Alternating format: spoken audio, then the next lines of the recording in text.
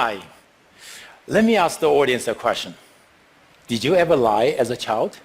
If you did, could you please raise your hand?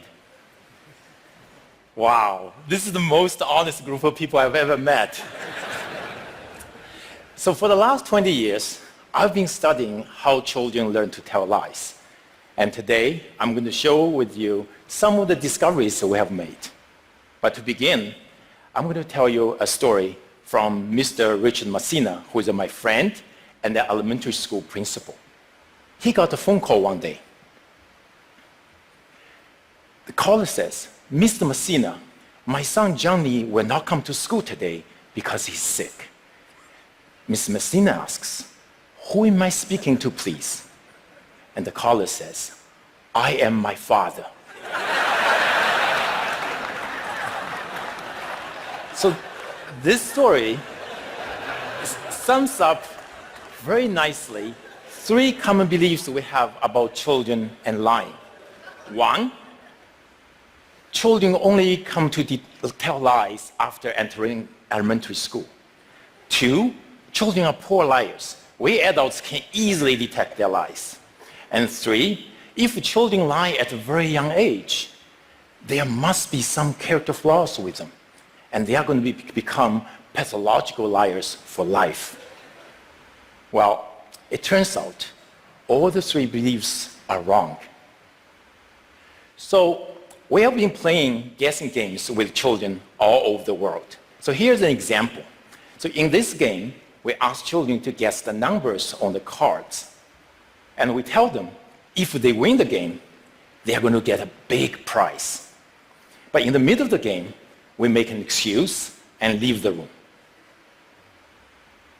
And before we leave the room, we tell them not to peek at the cards.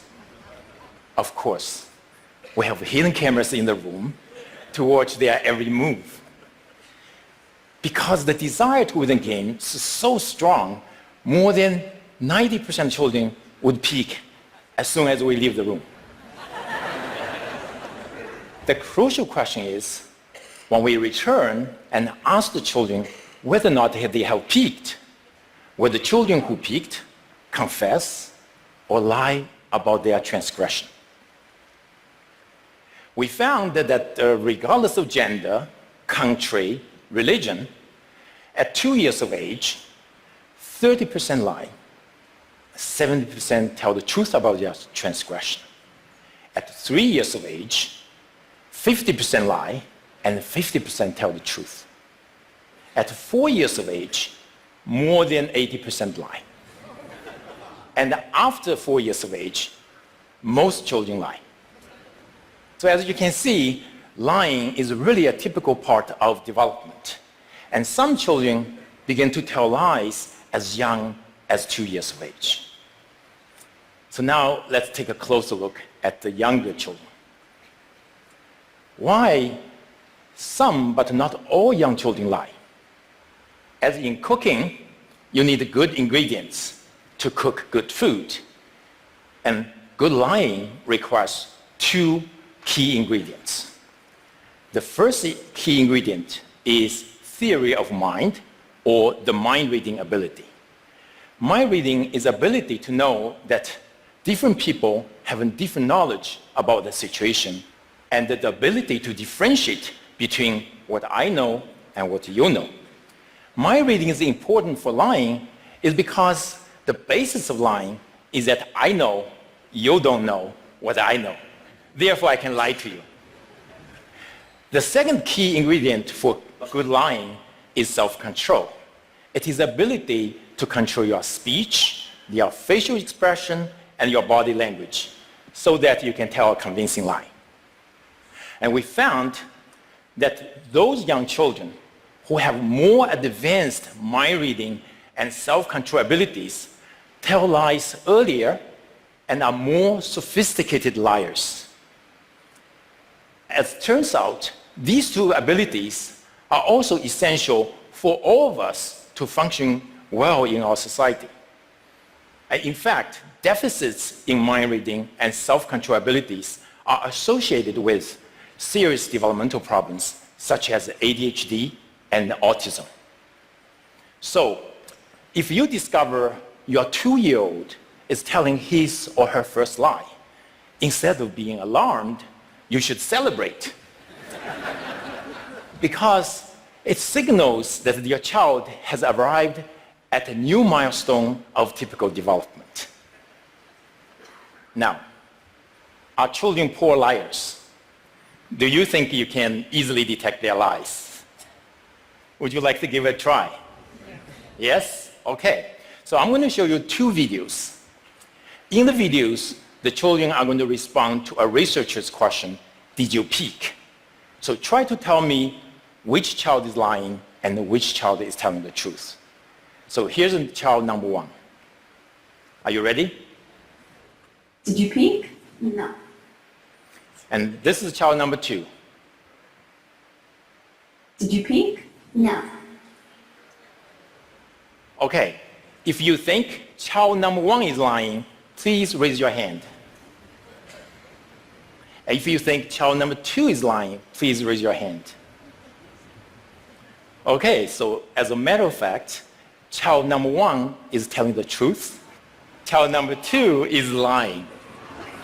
Looks like many of you are terrible detectives of children's lies.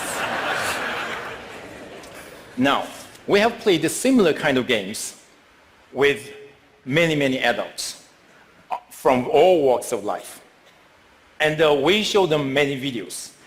In half of the videos, the children lied. In the other half of the videos, children told the truth. And let's find out how these adults perform. Because there are as many liars as truth tellers. So if you guess randomly, there's a 50% chance you're going to get it right. So if your accuracy is around 50%, it means you are terrible detectors of children's lies. Okay, so let's start with undergrads and law school students who typically have limited experience with children. No, they cannot detect children's lies. Their performance is around chance. Now, how about social workers and child protection lawyers who work with children on a daily basis? Can they detect children's lies? No, they cannot. What about judges, custom officers, and police officers who deal with liars on a daily basis? Can they detect children's lies? No, they cannot. What about parents? Can parents detect others' children's lies? No, they cannot. What about, can parents detect their own children's lies? No, they cannot. So now you may ask, why children's lies are so difficult to detect? So let me illustrate this with my own son, Nathan. So this is his facial expression when he lies. So when children lie, their facial expression is typically neutral. However, behind this neutral expression, the child is actually experiencing a lot of emotions, such as fear, guilt, shame, and maybe a little bit of liar's delight. Unfortunately, such emotions are either fleeting or hidden, therefore is mostly invisible to us. So in the last 5 years, we have been trying to figure out a way to reveal these hidden emotions. Then we made a discovery. We know that underneath our facial skin, there's a rich network of blood vessels. When we experience different emotions, our facial blood flow changes subtly. And these changes are regulated by the autonomic system that is beyond our conscious control. So by looking at facial blood flow changes, we can reveal people's hidden emotions. Unfortunately, such emotion-related facial blood flow changes are too subtle to detect by our naked eye. So to help us reveal people's facial emotions, we have developed a new imaging technology we call transdermal optical imaging. To do so, we use a regular video camera to record people when people experience various hidden emotions. And then, using our image processing technology, we can extract transdermal images of facial blood flow changes. And by looking at transdermal video images, now we can easily see transdermal facial blood flow changes associated with the various hidden emotions. And using this technology, we can now reveal the hidden emotion associated with lying and therefore detect people's lies. We can do so non-invasively, remotely, inexpensively, with an accuracy at about 85%, which is far better than chance level. And in addition, we discovered a Pinocchio effect. No, not this Pinocchio effect. This is the real Pinocchio effect. When people lie, the facial blood flow on the cheeks decreases and the facial blood flow on the nose increases. Of course, lying is not the only situation that will evoke our hidden emotions. So then we ask ourselves, in addition to detecting lies, how can our technology be used?